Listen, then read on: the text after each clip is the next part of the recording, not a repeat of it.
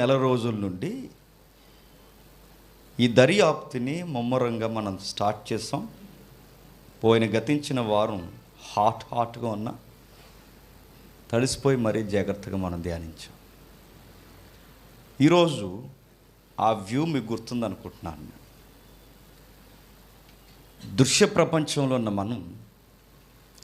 మనకు తెలియకుండానే ఒక అదృశ్య ప్రపంచం నడుస్తుంది అని చూసాం. మనం ఆ ఇమేజెస్ మనం చూసినప్పుడు చాలా ఆశ్చర్యంగా అనిపించింది. ఫస్ట్ టైం ఆ ఇమేజ్ చూసినప్పుడు నాకు అలా చూస్తూ ఉండిపోయాను. మరి మీకు ఎలా ఉందో నాకు తెలియదు, కానీ మీకు ఫేస్బుక్ ఇమేజ్లు నచ్చుతాయేమో, కానీ ఆ ఇమేజ్ చూడండి. ఆ ఇమేజ్లో చూస్తుంటే ఎక్కడో కొన్ని కోటాను కోట్ల దేవదూతలు ఆ భీకర సమూహం మధ్య ఎక్కడో వెలుగై ఉన్న దేవుడు, ఆయన ఎక్కడున్నాడో ఆ వెలుగు చేత ఆవరింపబడిన ఆ దృశ్యం. మరి ఎవరు దాన్ని క్రియేట్ చేశారు నాకు తెలియదు, కానీ బైబిల్ యొక్క తపన కలిగిన వారు ఎవరో ఆ ఇమేజ్ని క్రియేట్ చేశారు అనుకుంటున్నాను నేను. అక్కడ నిలబడిన ఎవరో ఇద్దరు నిలబడ్డారు. వాళ్ళు ఎవరో నాకు తెలియదు, మీకు తెలియదు, చచ్చిపోయి తెలుస్తారులేండి. వాళ్ళు చూస్తున్నారు, వాళ్ళు చూస్తున్నది మనకు చూపిస్తున్నారు. ఇది కేవలం పిక్చర్ని బట్టి మనం ఊహించుకోక స్క్రిప్చర్లో ఏముందో చూస్తున్నాం. మనం ఇమేజెస్తో మనం సర్దిగిపోక బైబిల్లో ఆయన యొక్క ఇమేజెస్ ఏమున్నాయో ఎదుగుతున్నాం. మనకి జవాబు గూగుల్ కాదు, కానీ మనకి జవాబు బైబిల్. ఆ బైబిల్ని మనం దర్యాప్తు చేస్తున్నాం. ఇలాంటి సంగతులకి ఎవరు పోరు. ఇలాంటి సంగతులు చెప్పిన వినే విశ్వాసులు కూడా లేరు. అందుకే ఇలాంటి సంగతులు సుమారు బైబిల్ చరిత్రని మనం అంచనా వేస్తే మోసే కాలం నుంచి ఇప్పటి వరకు ఇన్ని వేల సంవత్సరాల చరిత్ర లిఖితమై ఈ పురాతనమైన గ్రంథం అనేకుల చేతుల్లో ఉన్న ఎందుకు ఈ సంగతులు అంత పట్టించుకోవట్లేదంటే వినేవాళ్ళు లేరు. అది ప్రాబ్లం. అక్కడ నేను ఎప్పుడో ఒక మాట అంటాను, మీకు గుర్తుందో లేదో. జ్ఞానం అనేది చెప్పేవాడిని బట్టి ఉంటుంది, వినేవాడిని బట్టి ఉంటుంది. వినేవారు ఆసక్తి కలిగి ఉంటే చెప్పేవాడు మరింత కసరత్తు చేసి చెబుతాడు. వినేవాళ్ళలో వినే స్టప్ లేదనుకోండి, చెప్పేవాడికి చెప్పాలనిపించింది. అందుకే ఎప్పుడు నేను కోరుకునేది, మీకు అర్థమైనా అర్థం కాకపోయినా అలా పెట్టండి అంటే. ఎందుకు అనుకున్నా, మీరు వింటున్నారన్న ఒక ఫీలింగ్. మీరు వింటున్నారో లేదో నాకు తెలియదు, కానీ ఈ తరగతులు బైబిల్ కళాశాలలో చదువుకుంటున్న లక్షల రూపాయలు ఇచ్చి చదువుకుంటున్న వాళ్ళు వింటున్నారంటే మీరు నమ్మగలరా? మరో విషయం చెప్పనా, కొన్ని ఏరియాల్లో ఒక అన్న ఉంటాడు, ఈ వలస పక్షులు వస్తాయి. అది ఏరియాది జిగబిట్. ఆస్ట్రేలియా నుంచి ఎక్కడెక్కడి నుంచి వస్తాయి ఆ పక్షులు. కొల్లేరు. అది ఇలాగైతే అయినట్టే. కొల్లేరు. ఈ కొల్లేరు ఏరియాలో సిగ్నల్స్ తక్కువ ఉంటాయి కొన్ని విలేజెస్లో. ఈ మెసేజ్ వినడానికి కొల్లేరుకి దగ్గరకు ఉన్న టౌన్ కైకులూరు. ఆ కైకులూరు వచ్చి కైకులూరులో ఈ మెసేజ్ డౌన్లోడ్ చేసుకుని మెసేజ్ పట్టుకుని ఇంటికి వెళ్ళి ఇంట్లో మెసేజ్ విని అప్పుడు భోజనం చేస్తారు. ఇలాంటి వారు ఇలాంటి తరగతులు ఫాలో అవుతున్నారంటే ఇప్పుడు చెప్పేవాడు ఏం చేయాలి చెప్పండి? కసరత్తు ఇంకా ముమ్మరం చేయాలి. అందుకే ముమ్మరం చేసి తీసుకొచ్చి వేయాలి. మీరు వినాలి, వాళ్ళ కోసమైనా వినాలి. మనకు కావలసిన కీర్తనలో ఒక విచిత్రమైన సన్నివేశాలు, ఆ వ్యూ మీకు గుర్తుందనుకుంటున్నాను. ఒక అదృశ్య ప్రపంచం ఉంది, మనకు తెలియకుండానే అది రన్ అవుతుంది. మీకు ఇంట్రెస్ట్ రావాలంటే ఫిజిక్స్ కోసం ఒక చిన్న ఎగ్జాంపుల్ ఎత్తుకుంటాం. ఇప్పుడు ఇది ఉంది క్లాత్.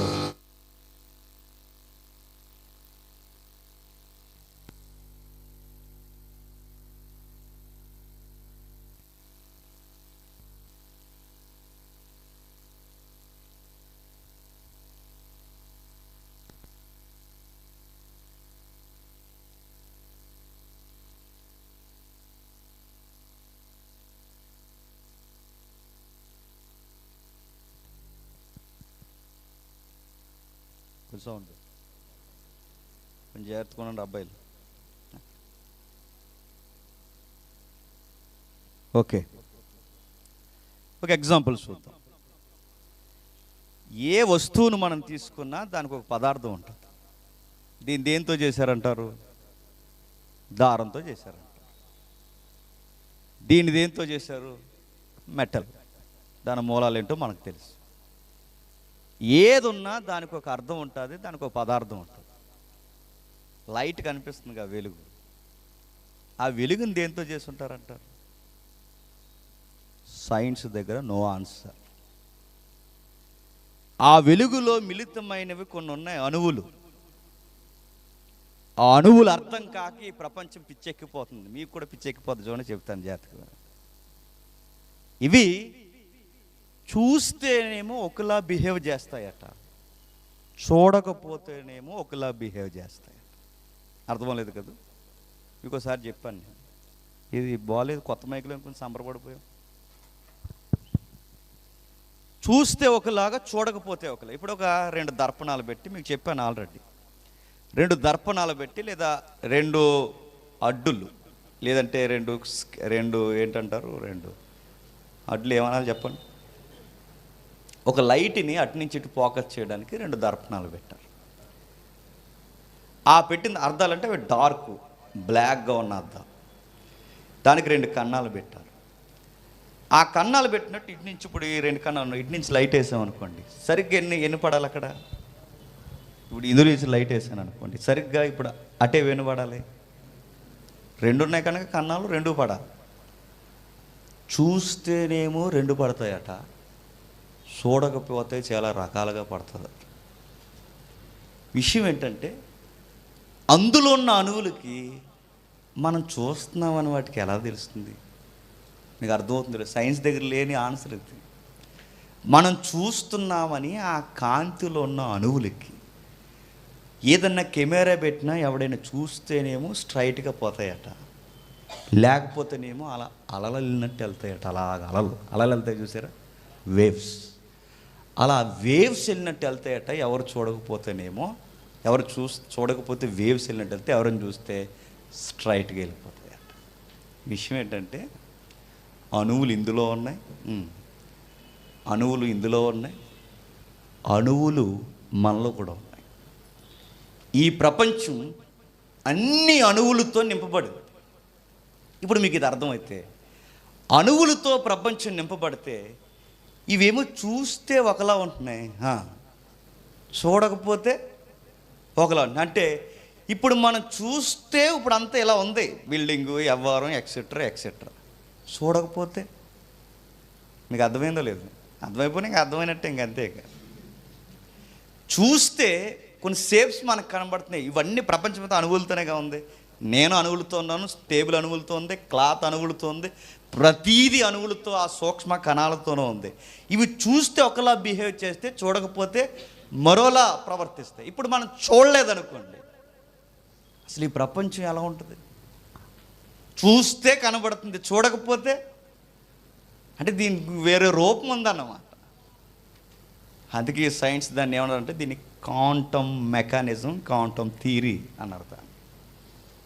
దాని మీద చాలా కసరత్తులు చేస్తున్నారు. అది ఆ సైన్స్ మనకు వద్దు, కానీ అర్థం కావడానికి కనిపించే ప్రపంచం చెప్పండి, కనబడని ప్రపంచం. కనిపిస్తున్నది, కనిపించనిది, కనబడుతున్నది, కనబడనిది. ఇప్పుడు మన దర్యాప్తు కనిపిస్తున్న ఈ ప్రపంచంలో ఉండి కనబడని ఆ ప్రపంచాన్ని కూర్చి దర్యాప్తు చేస్తున్నాం. ఎందుకు అదంత మనం దర్యాప్తు చేస్తున్నామంటే, ఈ రెండిటికి అవినాభావ సంబంధం ఉంది. మనం లాస్ట్ వీక్ కొత్త పదం మనం నేర్చుకున్నాం, థియలాజికల్ వర్డ్, డెలిబరేట్ ట్యాండమ్ అని. అంటే ఒక సైకిల్కి 2 చక్రాలు ఉంటే 2 కలిసి అవినాభావ సంబంధంతో ఒకవైపు తిరిగితే వ్యవస్థ ముందుకు నడుస్తుంది అన్నది ఎంత వాస్తవమో, ఈ ప్రపంచము, కనబడిన ఆ ప్రపంచం 2 ఒకేలా నడవాలన్నది బైబిల్ యొక్క సెంట్రల్ థీమ్. ఆ సెంట్రల్ థీమ్ని ఒక మిషన్గా నెరవేర్చడానికే ద లార్డ్ మెస్సయ్య ఈ భూమి మీదకు వచ్చాడు. ఇది బైబిల్ కాన్సెప్ట్. దీన్ని ధ్యానిస్తున్నాం. ఆ ధ్యానిస్తున్న ఆ వ్యూ మీకు గుర్తుంటే ఒక్కసారి ఒక విచిత్రమైన దాని దగ్గరికి వెళ్దామా? వెళ్దాం ఒకసారి. 82వ కీర్తన 82వ కీర్తన 82వ కీర్తన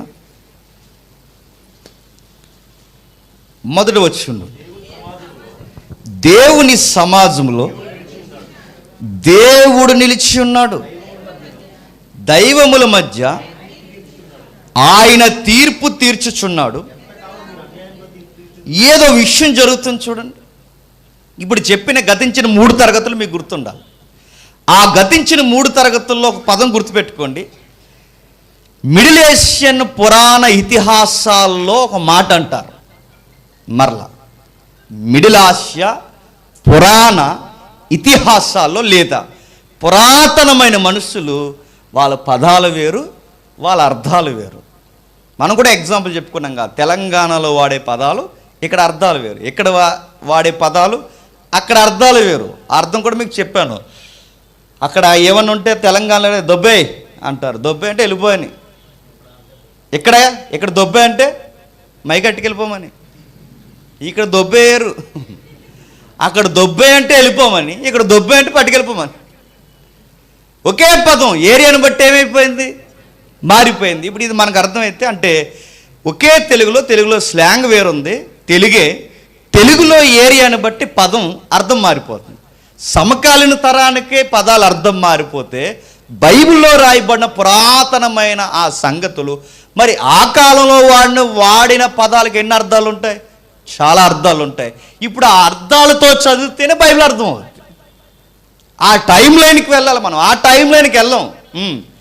ఈ టైంలో లైన్లో ఉండిపోయి అవన్నీ దీనికి రాంగ్ ఇంటర్ప్రిటేషన్ ఇచ్చేసరికి రకరకాల అసత్య బోధలు సంఘంలోకి వచ్చాయి. అలాగే సంఘాలు పాడైంది. బైబిల్ టైం లైన్లోకి మనం వెళ్ళాలి. మన టైం లైన్లోకి బైబిల్ని తేకూడదు, ఆ లోపలికి వెళ్ళాలి. ఇప్పుడు వెళ్తున్నాం మనం.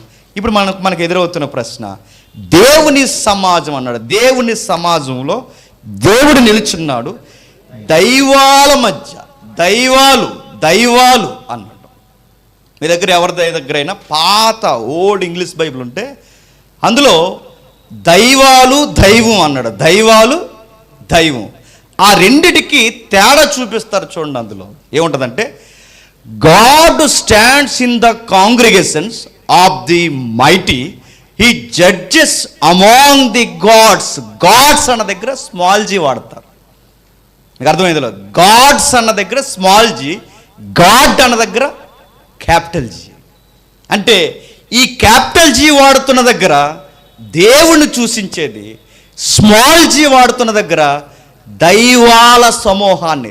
ఆ దైవాలు గాడ్స్ అన్నదానికి ఇబ్రూ శబ్దంలో ఏమన్నారంటే ఎలోహీం అన్నారు.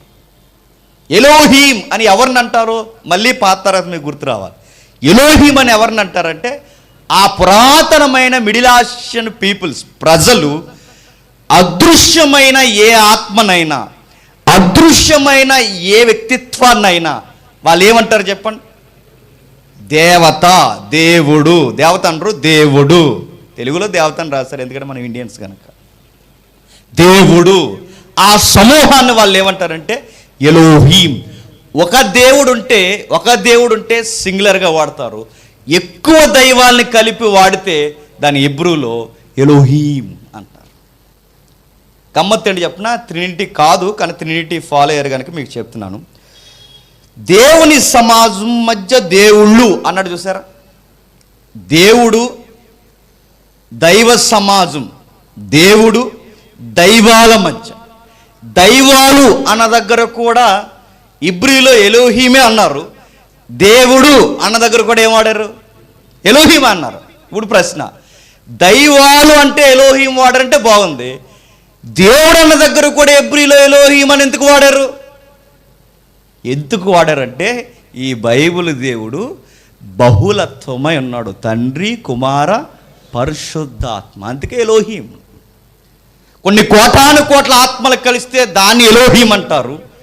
ఒకరిని మించి ఉన్న వారిని కూడా ఎలోహీం అంటారు. అందుకే దేవుడు, ఈ బైబిల్ దేవుడు ఒక్కడు లేడు, ముగ్గురై ఉన్న ఒక్క దేవుడు, ఒక్కడై ఉన్న ముగ్గురుగా వెలసలిన దేవుడు. కానీ ఆ ముగ్గురు ఒక్కడ కాదు, ఎవరికి వారే వేరువేరు.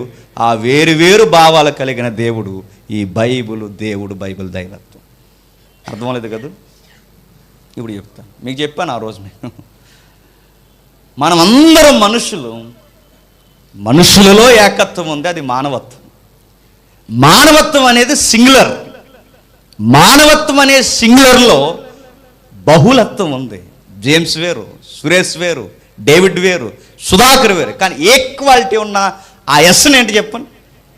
హ్యుమానిటీ, మానవత్వం ఒకటే. సేమ్ కుమారుడు, తండ్రి, పరిశుద్ధాత్మ, వ్యక్తిత్వాలు వేరు, వారి దైవత్వం ఒక్కటే, అదే బైబిల్ దైవత్వం. అందుకే ఆ ముగ్గురు వ్యక్తిత్వాలను కలిపి ఇక్కడ ఏమంటాడంటే ఎలోహీం అంటాడు. 82లో ఏం చెప్తున్నాడు, ఏం చెప్పాలనుకుంటున్నాడు అంటే, ఇదిగో ఎలోహీముల మధ్య నిలబడ్డాడట. నీకు అర్థమవుతుందా? ఎలోహీముల మధ్య నిలబడ్డాడు అంటే దేవుడు దైవాల మధ్య నిలబడ్డాడు. నేను అడుగుతున్నాను, ఎందుకు నిలబడ్డాడు? ఆ వచనం చూసి చెప్పండి, నా ఎంగ చూడకండి. మీరు నైపు ఎన్నిసార్లు చూసి నేనే ఆ వచనం చూసి చెప్పండి. దేవుని సమాజంలో దేవుడు నిలిచి ఉన్నాడు, దైవముల మధ్యను ఆయన తీర్పు తీర్చుచున్నాడు. బాగా వినాలి. ఇప్పుడు దైవాలు అనగానే మనం విన్నాంగా, అదృశ్యం ఉన్నాయి దేన్నైనా వాళ్ళు ఏమంటారు ఆ రోజు ప్రజలు? దైవాలనే అంటారు. బైబిల్ రైటర్స్ కూడా దైవాలే అన్నారు, దైవ కుమారులు అన్నారు, దైవ పుత్రులు అన్నారు. వాళ్ళందరినీ ఒకేలా వాడారు. ఇప్పుడు అడుగుతున్నాను, ఇప్పుడు ఆ దైవాల మధ్య నిలబడ్డారు. ఇప్పుడు దైవాలు అనగానే ఇందాక మనం మూల భాషలో, ఇంగ్లీష్లో, ఆంగ్లంలో చూసాం కాంగ్రిగేషన్స్ అన్నారు. ఇంకా దాన్ని మూలంకి ఏం చూస్తే ఏముందంటే జడ్జెస్ అన్న. జడ్జెస్ని తెలుగులో న్యాయాధిపతులు. అంటే ఇప్పుడు ఆయన కౌన్సిల్ ఏర్పడింది. కౌన్సిల్ అంటే తెలుసుగా, వ్యవస్థ. పైన అదృశ్య లోకంలో ఏం జరుగుతుందో ఈ కీర్తనకారు రాస్తున్నాడు. ఆయన నిలబడ్డాడు. ఇప్పుడు ఈ కాంగ్రిగేషన్లో లేదా ఈ జడ్జెస్ మధ్య ఆయన నిలబడ్డాడు. ఇప్పుడు జడ్జెస్ అందరూ ఉన్నారంటే జడ్జెస్ మధ్య ఏం జరుగుంటుంది? ఏదో జరిగింది. ఆ జరిగిన దాని మధ్య వీళ్ళు ఏం జరుగుతుందంటే, ఆ జరిగిన దాని మధ్య వీళ్ళు కూర్చుని ఉన్నారు, దేవుడు నిలబడి ఉన్నాడు. ఎప్పుడైనా మీరు గమనించండి, ఈ బైబిల్ టైంలోకి వెళితే న్యాయాధిపతుల మధ్య, న్యాయాధిపతులకు అధిపతిగా ఉన్నవాడు నిలబడ్డాడంటే ఏం జరుగుతుందంటే, ఆర్గ్యుమెంట్ జరిగిన దాని వెనకాల జడ్జిమెంట్ ఇవ్వడానికి సుపీరియర్ జడ్జ్ నిలబడ్డాడని అర్థం.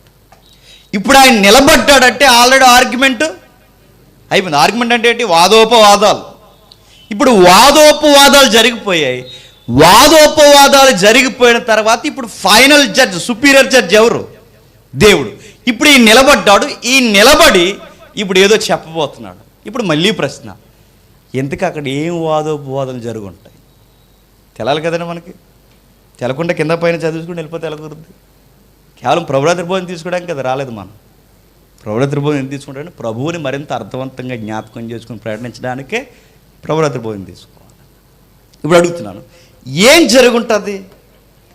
ఏం జరుగుంటుంది? ఏం ఆర్గ్యుమెంట్ జరుగుంటుంది? ఏం జరిగితే ఇప్పుడు వీళ్ళందరూ ఏదో జీవ ప్రవేశపెట్టుంటారు. జీవ అంటే ఏదో ఒక దాన్ని ఏమంటారు, మనం దానిలో మనం చదువుకున్నాం. వీళ్ళందరూ ఏదో నిర్ణయాన్ని ప్రవేశపెట్టారు. ఇప్పుడు మొన్న మధ్య జగన్ గారు నిలబడి, బడుగు బలహీన వర్గాల్లో ఉన్నవారు క్రైస్తవులైనంత మాత్రాన వాళ్ళు రిజర్వేషన్ తీసేయడానికి వీలు లేదు, మేము బిల్లు ప్రవేశపెడుతున్నాం, దీన్ని కేంద్రం ఆమోదించాలని బిల్లు పెట్టారు. ఈ పెద్ద మనుషులందరూ కలిసి బిల్లు పెడితే ఇప్పుడు ఆ బిల్లు దాని పైన ఉన్న వాళ్ళు ఆమోదయోగ్యం పలకాలి. ఆ పలికితే అప్పుడు అది ఫుల్ఫిల్ అవుద్ది, లేదా ఫెయిల్యూర్ అవుద్ది. తర్వాత విషయం ఏంటంటే, ఇప్పుడు దేవుడు సుపీరియర్గా ఉన్నాడు. వీళ్ళందరూ అర్థం కట్టన్నాను ఒక బిల్లు పెట్టారు అనమాట. ఆ బిల్లు చాలా వాదోపవాదాలు జరిగాయి. ఆ వాదోపవాదాల మధ్య ఫైనల్ ఆర్గ్యుమెంట్ అయిపోయింది. దేవుడు నిలబడిపోయాడు. ఇప్పుడు జడ్జిమెంట్ ఇవ్వడానికి ట్రై చేస్తున్నాడు. జడ్జిమెంట్ ఇచ్చేటప్పుడు ఏం చేస్తారు? ఆర్గ్యుమెంట్ ఒకసారి పరిశీలిస్తారు, మొత్తం చూస్తారు, ఏ విషయాల మీద తీర్పు చెప్పాలో చూస్తారు. ఇప్పుడు చూస్తున్నారు, ఏం జరిగింది, ఏం డిస్కషన్ జరిగిందో వింతైన మాట అక్కడ రాశాడు. ఒక్కసారి ఆ వచనం చదువుతూ కిందకి వెళ్దాం. ఆ వచనం చదువుతాం. దేవుని సమాజంలో దేవుడు నిలిచి ఉన్నాడు, దైవముల మధ్యన ఆయన తీర్పు తీర్చుచున్నాడు. దేవుని సమాజంలో దేవుడు నిలబడ్డాడు, దైవముల మధ్య తీర్పు తీరుస్తుంది. ఇప్పుడు ఈ తీర్పు తీరుస్తుంటే ఈ దైవాలైన లేదా ఈ జడ్జెస్, న్యాయాధిపతులు అందరూ అలా కూర్చున్నారట. ఇప్పుడు ఆయన కౌన్సిల్లో ఆయన పైకి లేచాడు, లేచి ఇప్పుడు జడ్జిమెంట్ చెప్తున్నాడు. చెప్పే ముందు విషయాన్ని వివరిస్తున్నాడు. చూడండి, ఎవరు? దేవుడు. ఏం ఆర్గ్యుమెంట్ జరిగిందో, ఏం చెప్పాలనుకుంటున్నాడు వివరిస్తున్నాడు కిందికి. ఎంతకాలము మీరు అన్యాయముగా తీర్పు తీర్చుచున్నారు, ఎంతకాలము భక్తిహీనుల ఎడల పక్షపాతము చూపుదురు, పేదలకును తల్లిదండ్రులు లేని వారికి న్యాయము తీర్చుడు. భయం వేసే మాట చెప్పనా? బాగా వినాలి. భయం వేసే మాట ఏంటి చెప్పనా? ఇప్పుడు అక్కడ వాదోపవాదనలు దేని గురించి జరిగాయంటే భూమి మీద ఉన్న పరిస్థితుల కొరకు వాదోపవాదం జరుగుతున్నాయండి. అది భయం. అంటే ఇప్పుడు ఎవరైతే భూమి మీద అధిపతులుగా ఉన్నారో, అధినేతలుగా ఉన్నారో ఫ్యాన్ అయ్యొద్దు, ఏం కాదు. ఎవరైతే అధిపతులుగా ఉన్నారో, అధినేతలుగా ఉన్నారో, ఎవరైతే కూర్చున్నారో వీళ్ళందరూ దేనిని గురించి డిస్కషన్ చేస్తున్నారంటే, దేనిని గురించి? భూలోకంలో అధిపతులు ఏం చేస్తున్నారో, సామంతులకి ఏం జరుగుతున్నాయో, సామాన్యులకి ఏం జరుగుతున్నాయో, ఆ వచ్చే ప్రతి ఎలక్షన్లో ఎవరెవరు ఏం ప్రకటిస్తున్నారో, ఎంతవరకు అమలు జరిగాయో, ఎంతవరకు అమలు జరగట్లేదో, పేదలు ఎలా నలిగిపోతున్నారో, గొప్పోడు ఎలా ఎదిగిపోతున్నాడో, పేదోడికి కనీసం అకౌంట్ కూడా ఓపెన్ చేయరు, కానీ డబ్బున్నవాడికి ఏలే ఎదురు అకౌంట్లు ఇచ్చి మళ్ళీ దగ్గరుండి పెత్తందారి అవస్థ, ఈ సామంతులకు కమ్ముగాడు, ఇవన్నీ ఆర్గ్యుమెంట్ జరుగుతుందంటే ఎక్కడ? పైన. ఎలక్షన్లు అయిపోవడం ఈ రంకు రాజకీయ నాయకులకు సంబరాలు కాదు, గుర్తుపెట్టుకోండి. ఎలక్షన్ ఇక్కడ అయిపోయిన తర్వాత వాళ్ళ పాలన సరిగ్గా అమలు చేయకపోతే సీట్ అయినా దించేస్తారు, వాడినైనా తుంచేస్తారు. అలాంటి డిస్కషన్ జరుగుతుందంటే ఎక్కడ? పైన. అంటే ఇప్పుడు రాజకీయ నాయకుడు ఆడిని ఎవడేమంటారు, ఆడిని భూమి మీద ఎవడేమన్నాడు, కానీ అనేవాడు ఉన్నాడు. వాడు ఎలాంటోడైనా, కొమ్ములు తిరిగిన ఎలాంటి అధినేత అయినా, నీ పాలన సరిగ్గా లేకపోతే, ఆయన ఎక్కించిన అధికారంలో నువ్వు సరిగ్గా లేకపోతే, నీ ప్రతి దాన్ని అకౌంటబిలిటీ డిస్కషన్ జరుగుద్దట. దాన్ని మేనేజ్మెంట్ అంటావో, లేకపోతే మేనిఫెస్టో అంటావో, మేనేజ్మెంట్కి దానికి నీ సీసీని పక్కనెట్టుకుంటావో, పీఓని పక్కనెట్టుకుంటావో, ఎవరిని పక్కనెట్టుకుంటావో, అదంతా దేవుడికి అనవసరం. దేవుని దయతో నువ్వు సింహాసనం ఎక్కావు. అడుగుతాడట. ఏం అడుగుతాడు? కిందకి చెప్తున్నాడు చూడండి. ఎంతకాలం మీరంటే ఇక్కడ ఎవరు? భూమి మీద ఉన్న అధికారులు. దేవుని సమాజంలో దైవాల మధ్య దేవుడు నిలబడ్డాడు. దైవాలన్నీ మౌనంగా ఉన్నాయి. దైవాలంటే తెలుసుగా, ఆయన చుట్టూ ఉన్న ఆయన వ్యవస్థ, ఆ వ్యవస్థ అంతా మౌనంగా ఉంది. ఆ జడ్జెస్ అందరూ మౌనంగా ఉన్నారు. ఇప్పుడు మాట్లాడుతున్నాడు. ఎవరితో మాట్లాడుతున్నాడు? భూలోకంలో ఉన్న అధిపతులతో మాట్లాడుతున్నాడు. ఏమని మాట్లాడుతున్నారు? ఎంతకాలం మీరు అన్యాయముగా తీర్పు ఎతుకుదురు, ఎంతకాలం భక్తిహీనులకు పక్షపాతం చూపుతారు. రాజకీయ నాయకులకి, అధికారులకి, ప్రభుత్వ అధికారులకి అందరికీ చెబుతున్నది, మీరు సపోర్ట్ చేస్తుంది మీరు సింహాసనం ఎక్కి, లేదా మీ అధికారాల్లోకి వచ్చి మీరు ఎవరికి సపోర్ట్ చేస్తున్నారు? పనికి మన సన్నాసిగాలకి అందరికి సపోర్ట్ చేస్తున్నారు. దేవుడు ఆర్గ్యుమెంట్ చూడండి ఎలా ఉంటాం. మనం అనుకుంటాం మేము మమ్మల్ని ఎవరు పట్టించుకుంటున్నారండి అనుకోకండి. మిమ్మల్ని పట్టించుకునేవాడు మీ ఓటుల మీదకెక్కి కూర్చున్నవాడు సంగతి ఆయన చూస్తాడట. ఎందుకు చెప్పాలనిపించిందో నాకు తెలియదు, కానీ సడన్గా ఈ దర్యాప్తు చెప్పాలనిపించింది అంతే. 4 వారాల క్రితం నుంచి. సరిగ్గా ఇది నెక్స్ట్ ఎలక్షన్ టైంలో చెప్పినా బాగుండేమో. చెప్తూ ఉంచరు, ఈడెవడ ఎలక్షన్కి ఎగ్నెస్ట్గా మాట్లాడుతున్నాడు. అందుకే వ్యవస్థ ఇప్పుడే చెప్పేమన్నాను. ఏం జరిగిందో చూడండి. కొందరు అధికారులు భక్తిహీనులకు సపోర్ట్ చేస్తున్నారట. వారి అధికారం మదంతో నీతిమంతులను నిష్ఠూర పెడుతున్నారట. కొందరు అంటున్నారట, రాజకీయ అధికారులు, పెత్తందారి మనుషులు, పెద్ద మనుషులను అందరినీ ఉపయోగించరే, నా మాట వినలేదంటే పైనుంచి ఫోన్ వస్తుంది, ఏమనుకుంటున్నావు అంటున్నారట. పేదలను బెదిరించేస్తున్నారట. మీకు అధికారం ఇచ్చి ఓటిచ్చి మిమ్మల్ని పైకి ఎక్కించి నీతికి నిజాయితీకి నిలబడి నీళ్ళు లేనోడికి అన్నం లేనోడికి అన్నం పెడతావు నిన్నెక్కిస్తే బలిసిన ఆ గాడిదలకు నువ్వు కొమ్ము కాస్తే, నువ్వు వీధి మెంబర్ అయినా, పంచాయతీ ప్రెసిడెంట్ అయినా, సెంట్రల్ మినిస్టర్ అయినా, లోకల్ ఎమ్మెల్యే అయినా, నువ్వెవరైనా నువ్వు దేవుని ముందు మట్టి మనిషివి. నీ సంగతి చూస్తాడు. నేను చెబుతున్నాను, ఇచ్చిన అధికారానికి న్యాయం చేయకపోతే అయిపోతావు. ఎవరైనా అయిపోతావు ఖచ్చితంగా. నువ్వు పోగేసుకోవడానికో వెనకాల పోగేసుకోవడానికో పోగేసుకున్న గొట్లుంటాయి. నువ్వు ఉండవు. వేగంగా వెళుతున్నాడట. వెళుతున్నప్పుడు ఏమైందంటే హైవే మీద లారీ ఎదురుగా వచ్చిందట. అంతే, అయ్యగారు రాలేదట. వార్తలు అలా వస్తాయి. కౌన్సిల్ ఒప్పుకోదు. ఇదిగో ఇలా వెళ్ళాడట, దేని మీద సంతకం పెడతాన్నారట. సంతకం పెడుతుంది ఆయన, సంతకం పెట్టలేదు. చెప్పండి, తలకాడ దీపం పెట్టాల్సి వచ్చినట్టు ఎడతారు. పేదలకు అన్నం పెట్టట్లేదు కనుక పెడతారు. గుర్తెట్టుకో. దేవుడు, నేను మాట్లాడుతున్నాను, దేవుడు నువ్వు ఏం చేసావు, అధికారంలోకి వచ్చాక ప్రజల్ని ఏ జోస్లో ఉంచావన్నది ఈ టైప్ ఆఫ్ ఫ్లేవర్ చూడగాని నీ వలన పేదలు ఆనందంగా ఉంటున్నారా లేదా చూస్తాడు. That is God's judgement, God's council. దేవుడు ఏం చేస్తున్నాడు అంటే చాలా చేస్తున్నాడు పైన. దేవుడు ఏం చేస్తున్నాడంటే చాలా నిర్ణయాలు తీసుకుంటున్నాడు. ఆయన అడుగుతున్నాడు. ఇదిగో కొందరు రాజకీయ అధికారులను అడ్డు పెట్టుకుని కొంతమంది సేవకులు కూడా మాట్లాడుతున్నారు. ఎలా అంటున్నారు, మాకు ఆయన తెలుసు, మాకు ఈయన తెలుసు, మాకు ఆయన తెలుసు అని పేదలను బెదిరిస్తే పేదోడు అంటాడు నాకు దేవుడు తెలుసు అంటాడు. ఆ దేవుడు తెలుసు. దేవుడు తెలిస్తే నీ అధికార సంగతి, నీ సంగతి, మీ అందరి సంగతి పుచ్చకాయ పుచ్చులేసిపోయి, ఆ పుచ్చకాయలు లేసిపోద్ది అంతే. ఎప్పుడు అనేవారు డెప్ప ఉప్మా అయిపోతాడు. గుర్తెట్టుకో. వాయించేస్తాడు. నీ అధికారి సంగతి, నీ సంగతి ఆయన దగ్గర డిస్కషన్ చేస్తున్న ఒక ప్యానల్. మామూలు డిస్కషన్ కాదు. భూమి మీద ఏం జరుగుతున్నాయో, ఎవరెవరెక్కడ ఎలా పేదలు ఈ అధికారాల మధ్య ఎలా నలిగిపోతున్నారో చూస్తున్నారు. 3వ వచనంలో అంటున్నాడు, పేదలకును తల్లిదండ్రులు లేని వారికి న్యాయము జరగట్లేదు. ఈ అధికారుల వలన వాళ్ళకి అన్యాయమే జరుగుతుంది. శ్రమగల వారికి, దీనులకు, వారికి న్యాయము మంచి జరగట్లేదు. దరిద్రులకు, నిరుపేదలకు వారిని విడిపించాలని భక్తిహీనులతో వాళ్ళు ఫైట్ చేయట్లేదు. డబ్బున్న వారి కింద అనేకులు నలిగిపోతున్నారు.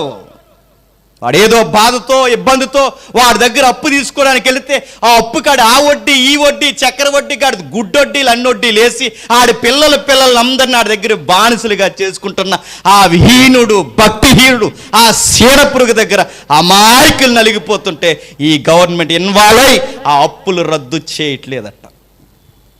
చేస్తున్నారా చెప్పండి? చేయట్లేదు. మరి ఎవరికి చేస్తారు?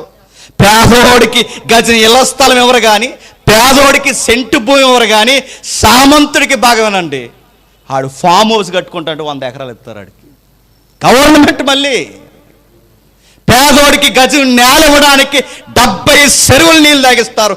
సామంతుడు ఫామ్ హౌస్ కట్టుకుంటున్నానంటే ఆడు రిజిస్ట్రేషన్ తర్వాత చేసుకుని ముందు ఇచ్చేయండి అంటారు అంతే.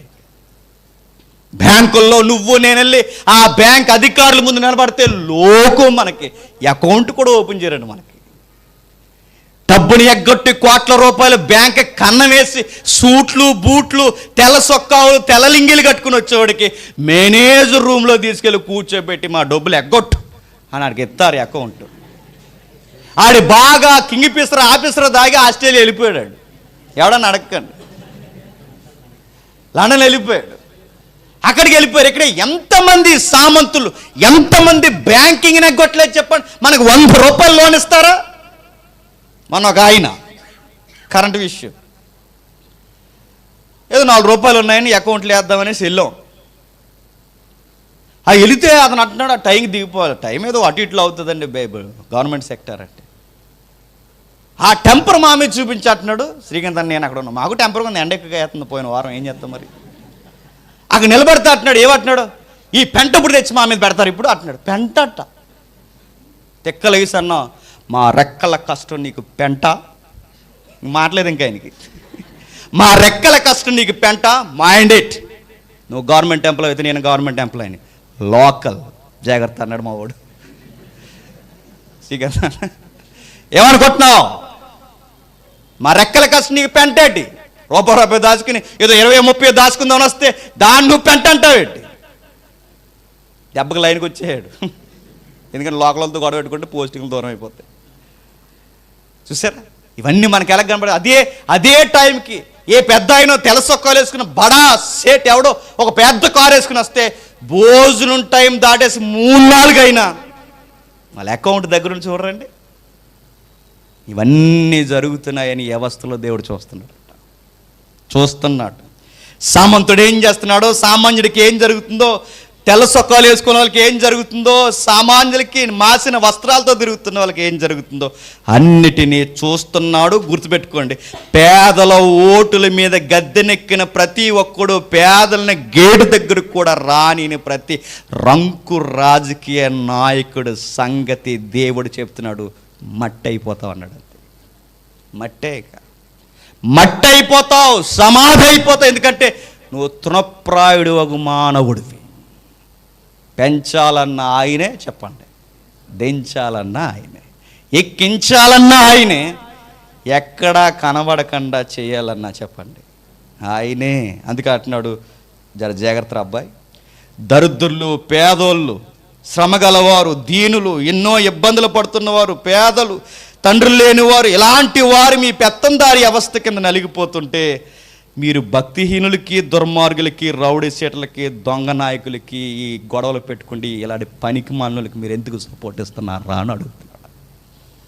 అందుకే మీకు నేను జడ్జిమెంట్ ఇవ్వాలనుకుంటున్నాను అంటున్నాడు. ఎక్కడ నిలబడి?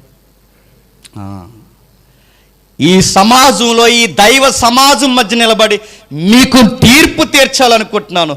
ఇదిగో మీరు చేస్తున్న పని మంచిది కాదు. 5వ వచనం చూద్దాం. జనులకు తెలివి లేదు, వారు గ్రహింపరు. నిజమే, ఇది మామూలుగా ఏమనలేదు. జనులకు తెలివి లేదు. ఎంత తెలివి లేదు చెప్పనా? రేపు ఎలక్షన్ అని కానీ ఈరోజు ఆ కూల్ డ్రింక్ ఎత్తే ఓటేసేస్తాం మేము, అంత తెలివి లేదు మాకు. నిజమే.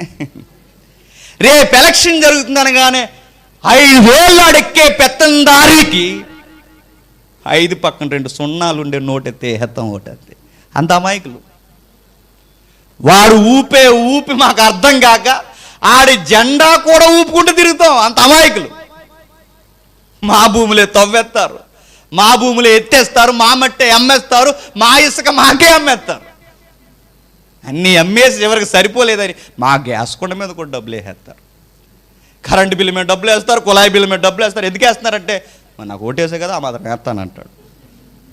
ఇవన్నీ ఎందుకు జరుగుతున్నాయి? పేదలకి, జనులకి తెలివి లేదు. అందుకో ఎప్పుడో అన్నమాట మళ్ళీ అంటాను, ఎదవలకు పదవులు ఇస్తే ఆ ఎదవల పదవులు దిగిపోయిన తర్వాత ఎవరు ఎక్కారంటే పనికిమానోళ్ళు ఎక్కారు. అది కవన్నమాట. నేను ఇంకెందుకన్నా అంటే నన్ను అరెస్ట్ చేసేద్దాను. ఎదవలకి పదవులు ఇస్తే ఆ ఎదవల పదవులు దిగిపోతే తర్వాత ఎవరెక్కారంటే ఆ కవన్నాడు, విశ్వదావి రామ వినరా వేమ అని అన్నాడు. తర్వాత పనికిమానోళ్ళు ఎక్కారు అన్నాడు. నిజమే, ఈ మాటలన్నీ నిజమే. సొసైటీలో కనబడుతున్నాయి. ఇదిగో ఎవడొచ్చినా చేసేది అంతంత మాత్రమే. జనులకు తెలివి లేదు, వారు గ్రహింపరు, వారు అంధకారంలో ఇటు అటు తిరుగులాడుదురు. చీకట్లో ఒకరినొకరు తడుముకుంటాం, ఏవో మాట్లాడుతుంటాం, మన అంధకారము మనకు కనబడకుండా చేస్తుంది. ఒక ఎగ్జాంపుల్ చెప్తాను, ఎంత తెలివి లేదో చూడండి. దేశం ఒక ఇల్లు అనుకోండి, దేశ ఇల్లు అయితే, లేదా దేశాలు ఒక ఇల్లు అనుకోండి, లేదా దేశంలో ఉన్న మన ఏరియాలన్నీ కలిపి కొన్ని ప్రాంతాలు, ఊర్లు అనుకోండి. ఊర్లో దొంగలు పడేవారట. ఎవరు దొంగలని బ్రేకులు అడగండి చెప్తాను. ఊర్లకి ఒక్కొక్క దొంగ పనిచేసుకున్నారా. ఆ దొంగ పీడ ఎక్కువైపోయింది ఆ ఊరికి, బాధపడిపోయారు. మాట్లాడితే దోసుకుంటున్నాడు, చివరికాడు చింతపండు తెచ్చిన అట్టుకెళ్ళిపోతున్నాడు. అంత దొంగాడు. కొత్త చెప్పులు అట్టుకెళ్ళిపోతున్నాడు, అంత దొంగాడు. ఆ దొంగ ఆడిని చూసి ఇసిగిపోయాడు. ఆడిని చూసినప్పుడల్లా ఒక కొత్త వస్తువు కొనుక్కోలేరు, కొత్తగా ఏది తెచ్చుకోలేడు. దొంగాడు ఆ ఊరికి పీడ సీడ అయిపోయాడు. ఊరందరూ కలిసి ప్రార్థన చేశారు. దేవా, మా సంగతి ఏమో కానీ త్వరగా ఈయన తీసుకెళ్ళిపో ప్రభువా. ఎవరిని? దొంగని. వాళ్ళ ప్రార్థనలు ఫలించాయి. వర్షాలు కురిసినంత ఈజీగా ఆడి మీద శాపాలు కురిసాయి, చచ్చిపోయాడు. అమ్మయ్యా అనుకుని వెంటనే గార్డెన్ పార్టీ వేసుకున్నారు. ఎవరు? ప్రజలందరూ. చచ్చిపోయాడు, సీడ దులిపింది. ఇంక రేపు నుంచి దొంగ గొడవ లేదు అనుకున్నారు. ఆ పౌరసత్వాన్ని కొడుకు పుచ్చుకున్నాడు. ఈసారి ఆడేం చేస్తాడు? ఆడి కనీసం చింతపండు అట్టుకెళ్ళేవాడు. ఈడు ఏకంగా శతగొట్టి సేలట్టిపోతున్నాడట. అప్పుడు అన్నారండి ఈ ప్రజలు, ఆడే బతుకుంటే బాగుంది, ఈ ఎదవ ఈ ఉద్యోగానికి వచ్చాడు, ఆడే బతుకుంటే బాగుని, వీడికన్నా ఆడే మంచోడు. మనం ఎంత తెలివిలేదని చెప్పనా, ఉన్న వారిని గుర్తించం, కొత్త వాళ్ళు రావాలంటాం, కొత్త వాళ్ళు వచ్చిన తర్వాత పాతోలే మంచోళ్ళు అంటాం. అంత తెలివి లేని గొర్రెలు. నీకు అర్థమవుతుందో లేదు? ఉన్నవారిని గుర్తించం, ఉన్న అధికారులు గుర్తించం, వాళ్ళు ఏం చేస్తున్నారు గుర్తించం, వాళ్ళు ఏమేమి ప్రజలకు సహాయం చేస్తున్నారు గుర్తించం. వెళ్ళిపోయిన వాళ్ళు మంచోళ్ళు అంటాం. పోనీ వెళ్ళిపోయిన వాళ్ళు తెచ్చాక ఏమంటాం? ఇప్పుడు వెళ్ళిపోయినాడు మళ్ళీ మంచి అంటాం. మళ్ళీ ఆడెప్పుడు ఇంక ఇలా తిరుగుతూ ఉంటుంది చక్రం. ఆడెక్కుతాడు, ఈడెక్కుతాడు, ఈడెక్కుతాడు. ఒకరోజు నువ్వు పాడెక్కుతావు. బతుకులో ఎప్పుడు నీకు బాగుపడ గుర్తెట్టుకో. అందుకే నా ప్రజలకు తెలివి లేదు. వారు అంధకారంలో అటు ఇటు తిరుగుతున్నారు. ఈ ప్రజలు ఈ అమాయకులను చేసి వీళ్ళ పెత్తందారి వ్యవస్థ, పేదల ఓటుల మీద గద్దెకెక్కి ఈ సామాన్య ప్రజలను విడిచి ఈ సామంతులకి సపోర్ట్ చేస్తున్న ఈ అధికారులందరికీ నేను తీర్పు అమలు చేయబోతున్నాను అంటున్నాడు దేవుడు.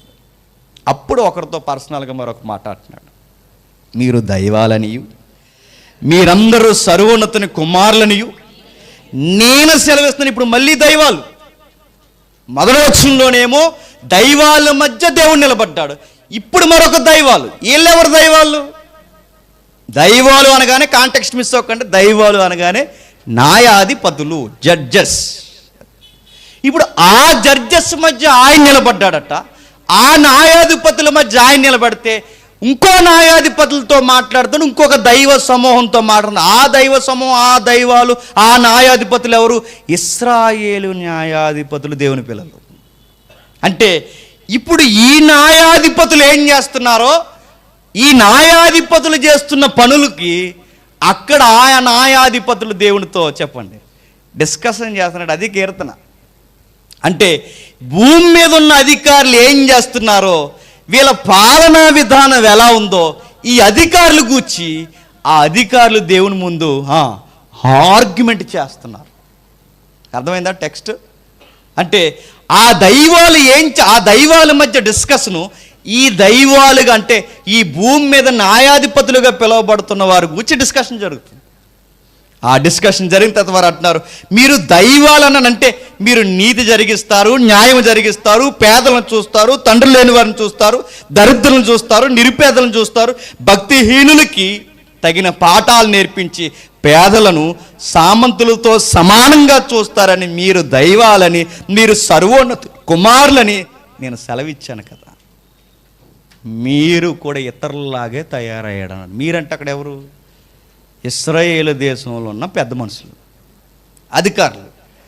మీరందరూ సర్వోన్నతుని కుమారులని నేను సెలవిచ్చుచున్నాను, అయినను ఇతరుల మనుషులు చనిపోఉన్నట్లు మీరు చస్తారు. ఎందుకంటే వాళ్ళు అలా చేసి చస్తున్నారు. మీరు ఎంత దేవుని పిల్లని ఈ కంట్రీలో మీరు పిలవబడినా మీరు కూడా అలాగే చచ్చిపోతారు. మీరు అలాంటి పనులే చేస్తున్నారు. ఇదిగో అధికారులు, బాగా అధికారులు ఒకడు కూలినట్టు మీరు కూడా కూలిపోతారు. ఎందుకంటే మీరు చేసిన పని ఇతరులు చేసినట్టు మీరు కూడా చేస్తున్నారు. ఇంకా దేవుని పిల్లలని నేనంటే ఫలం ఏముంది?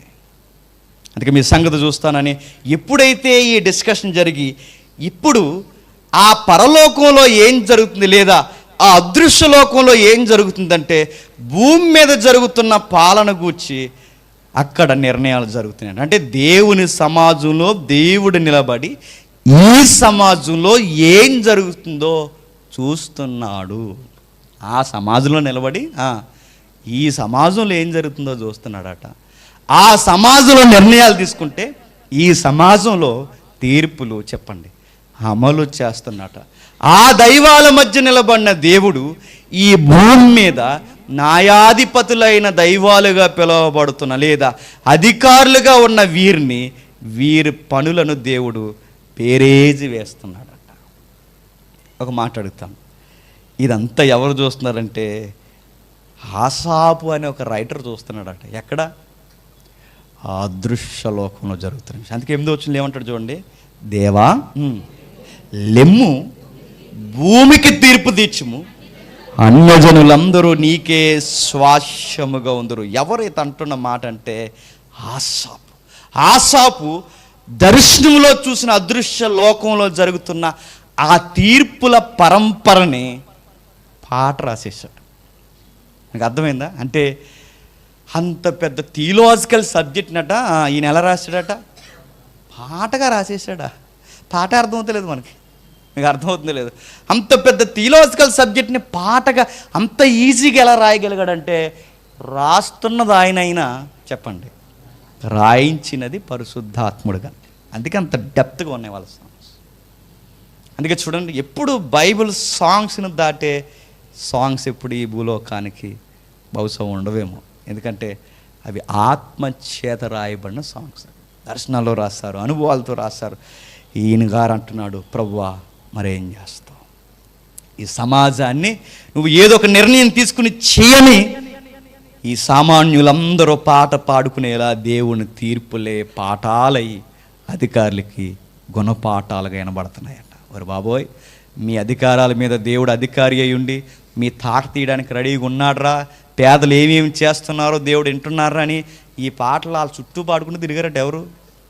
ఇప్పుడు ఇలాంటి పాట ఒకటి, ఇప్పుడు ఒక ఆయన ఒక పాట రాశాడండి, మంచి మాట. ఈ క్రైస్తవుల మీదే పాట రాశాడు. క్రైస్తవ్యంలో ఉన్న కొన్ని విధానాల కోసం పాట రాశాడు. ఆ పాట ఎవరు పాడరని నేను చాలా దిక్కులు వింటాను. కానీ ఎందుకు పాడరంటే, అది పాడితే పాడినోడితో ఆగదు ఆ పాట, ఈనేవాడికి ఇటు వచ్చింది ఆ పాట. అది కమలాకర్ గారు తమ్ముడు ఆయన రాశాడు కదా, ఏం పాట అది? అయిన తర్వాత వేద్దామండి. అధికారాల కొరకు సామాన్యులను తొక్కుతున్నారు, లోకంలో చేసినట్టు మీరు చేస్తున్నారు. కుల రాజకీయాలు ఇక్కడ కూడా చేస్తున్నారు. పాటలో మొత్తం రాసేసాడు. అలాంటి పాటలు పాడతారండి. ఇప్పుడు మన లోకల్ లీడర్ దగ్గరికి వెళ్ళి ఇప్పుడు ఏవేవైతే పాయింట్స్ ఉన్నాయో అవన్నీ పాయింట్స్ మనం సాంగ్గా ట్యూన్ కట్టి, డ్రైనేజీ ల్యాన్స్ లేదు, రోడ్ ల్యాన్స్ లేదు, పెన్షన్ దొంగమోహం ఇలాంటివన్నీ రాసి నీ తాట దేవుడి తిత్తనాడు చుట్టూ తిరుగుతూ పాడుతున్నావు అనుకోండి, ఏమంటాడు?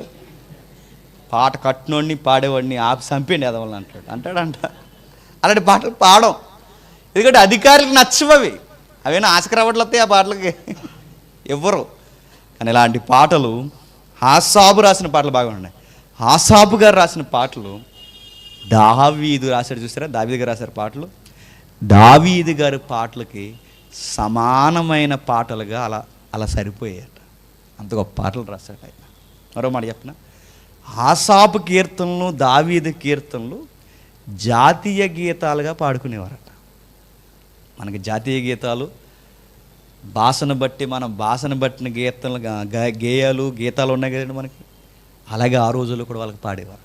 మనకి జనగణమన ఎంత ప్రాముఖ్యమైనదో, మా తెలుగు తల్లి మనకి ఎంత ప్రాముఖ్యమైనదో, ఆ రోజు వందే మాత్రం మనకి ఎంత ప్రాముఖ్యమైనదో, ఆ రోజుల్లో దావీదు కీర్తనలు ఆసాపు కీర్తనలు అవి నేషనల్ సాంగ్స్గా పాడేవారు. అలాంటి సాంగ్లో ఒక సాంగు ఆయన దర్శనంలో చూసి రాసేసాడు, జడ్జిమెంట్లు ఇలా జరుగుతున్నాయి ఈ సొసైటీ మీద అనేసి.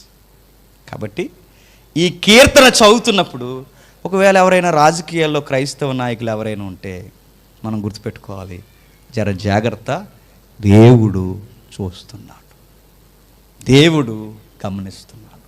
ఆ గమనించే దేవుడు ఇంకా ఏం చేస్తున్నాడు? ఇంకొన్ని వచనాలు చూసి త్వర ముగించుకుందాం. 94వ కీర్తన 94వ కీర్తన భలే అడుగుతాడు చూడండి, కౌంటర్ ఎంత బాగుంటుందో. 94వ కీర్తన మొదటి వచనం చూద్దాం. యెహోవా ప్రతీకారము చేయుదేవా, ప్రతీకారము చేయుదేవా. దేవుడితో వచ్చిన గొప్పతనం ఏంటి చెప్పనా? మన పగ చెప్పండి ఆయన పగ అవుతాడు, మన ఎమోషన్స్ ఆయన ఎమోషన్స్గా తీసుకుంటాడు. మరో విషయం చెప్పనా, మన చింతలన్నీ ఆయన మీద వేసుకుంటాడట. అంటే మన పక్షమున ఆయన ఫైట్ చేస్తాడన్నమాట. అంత గొప్ప దేవుడు. అందుకే ఎవరో మంచి మాట్లాడినాడు, పరువు లేని మన కొరకు తన పరువు ప్రతిష్టలు పోగొట్టుకున్న గొప్ప దేవుడు చెప్పండి, మన దేవుడు. అందుకే ఆయన అంటున్నాడు, ఏమంటున్నాడు చూడండి, యెహోవా ప్రతీకారము చేయుదేవా, ప్రతీకారము చేయుదేవా, ప్రకాశింపము, భూలోక న్యాయాధిపతి లెమ్ము, గర్విష్ఠులకు ప్రతిఫలమిమ్ము. యెహోవా భక్తిహీనులు ఎంతవరకు ఉత్సహించుదురు, భక్తిహీనులు ఎంతవరకు ఉత్సహించుదురు. ఒక్కో మాట రెండేసార్లు ఎందుకు, ఒకసారి పలవ రెండుసార్లు వస్తుంది అలాగనమాట. కిందికి వారు వదరచ్చు కఠోరమైన మాటలు పలుకుచున్నారు, దోషము చేయి వారందరూ బెంకములాడుచున్నారు. యెహోవా చూచుటలేదు. వాళ్ళ ఫీల్ చూడండి ఎలా ఉందో. ఈ అధిపతులు అందరూ అనుకుంటున్నారట దేవుడు చూచట్లేదు, యాకోబు దేవుడు అంటే బైబిల్ దేవుడు విచారించట్లేదు అనుకొని, యెహోవా వారు నీ నీతిమంతులైన నీ ప్రజలను నలగగొట్టుచున్నారు, నీ స్వాస్యమును బాధించుచున్నారు, విధవరాండ్లను పరదేశులను సంపుచున్నారు, తండ్రి లేని వారిని హతము చేయుచున్నారు. జనులలో పశుప్రాయులారా, దీనిని ఆలోచించడి. మనకిచ్చాడు అవార్డు. జనులలో పశుప్రాయులారా, దీన్ని ఆలోచించడి. బుద్ధిహీనులారా, మీరెల్లప్పుడూ బుద్ధిమంతులు అవుదురు. మీరెప్పుడు బుద్ధిమంతులు అవుదురు. ఇప్పుడు అడుగుతున్నాడు చూడండి, చెవులను కలగజేసిన వాడు వినకుండునా? విండని ఎవడరా అంటున్నాడు అక్కడ. ఎవడ వింట? నీకు చెవులిస్తే నీ చెవులకి వినబడుతున్నాయి, నీ చెవులకే వినబడితే నీకు చెవులు ఇచ్చినోడికి వినబడవు. చెవులు నలిపేతాడు ఏమనుకుంటావు అంటున్నాడు. చెవులిచ్చిన వాడి, చెవులు కలగజేసిన వాడికి వినకుండునా, కంటిని నిర్మించిన వాడు కానకుండునా, అన్యజనులను శిక్షించువాడు, మనుషులకు తెలివి నేర్పువాడు, దండింపకుండినా, నీకే తెలివితేటలుంటే నీకు తెలివిచ్చిన వాడికి ఇంకెంత తెలివితేటలుంటాయి. అందుకే పెద్దోళ్ళు అన్నారు, పెద్దోడి దగ్గరికి వెళ్ళి దగ్గులు నేర్పకరా నలిపేస్తాడు అంటాడు. అంతే, దొగ్గు చంపేతాడు ఏమనుకుంటున్నావు. తాత దగ్గరికి వెళ్ళి దొగ్గులు నేర్పుతేమంటాడు, అలా దొగ్గు కూడా తాత, అలా దొగ్గాలంటే ఏమంటాడు, మొహం మీద దొగ్గెత్తాడు. మొత్తం కాంట్రాకి చేయమనుకుంటున్నాం. ఎప్పుడు దొగ్గపోయిన దగ్గరికి అంతేనా? ఆయన చెప్తున్నాడు చూడండి, చెవులను కలగచ్చేవాడు వినకుండా, కంటిని నిర్మించిన వాడు కానకుండా, అన్యజనులను శిక్షించేవాడు, మనుషులకు తెలివి నేర్పువాడు, దండింపకుండా, నరుల ఆలోచనలు వ్యర్థములని యెహోవాకు తెలిసి ఉన్నది. ఆయన ధర్మశాస్త్రాన్ని బట్టి ప్రతి ఒక్కరికి ఆయన ప్రతిదండన చేస్తాడు. ఇలా అనుకుంటారట, దేవుడు కూడా రే ఈరోజు నన్ను ఆపలేడరా అంటారు.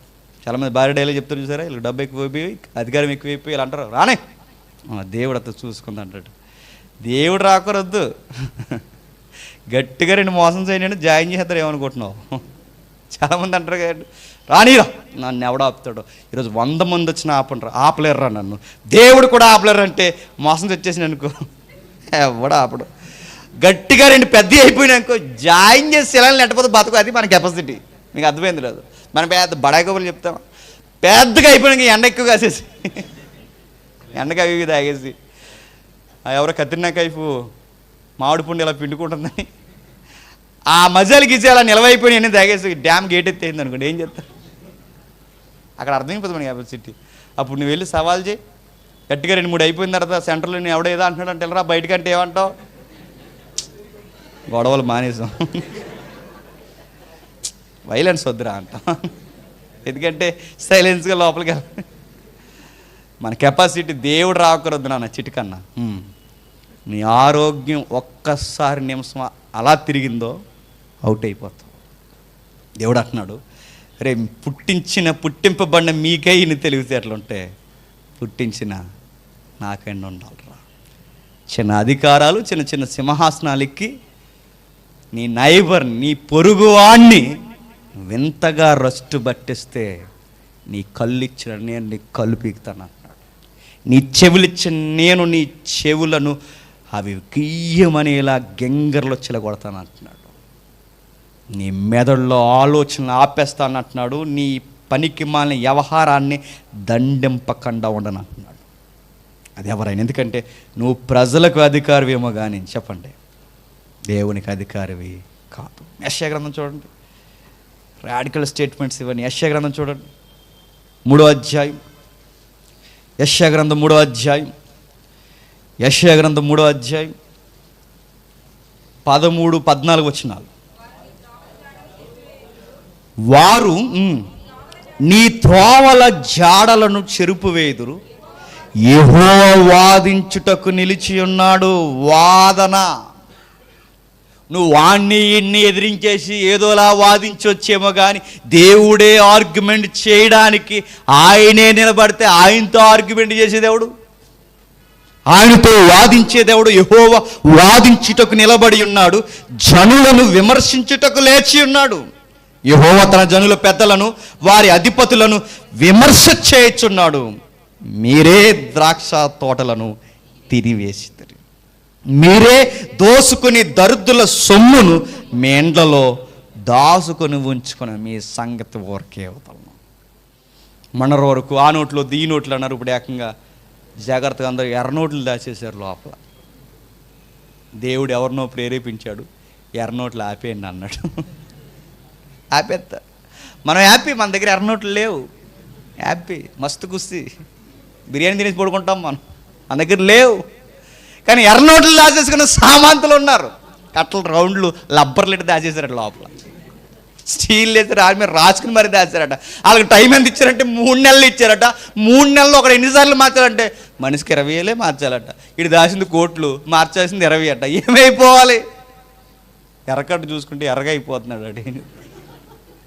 దేవుడికి తెలుసు ఎవడికి ఎలా వాళ్ళకి సురకలు వేయాలి, ఆయనకు బాగా వెయిటెన్సీ. అలా చూడండి, దేవుడు భూపతుల మీద అధిపతి అయి ఉన్నాడు, మానవ అధికారాల మీద ఆయన అధికారి అయి ఉన్నాడు.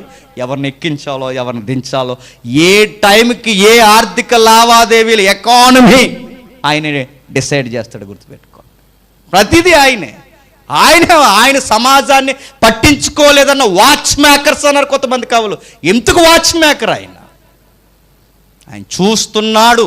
ఆయన టైం వాచ్ మేకర్ అంటే వాచ్ని తయారు చేసిన తర్వాత వాచ్ను సొసైటీలో వదిలేసిన వాడు దీని చుట్టూ తయారు చేసినట్టు తిరగడుగా.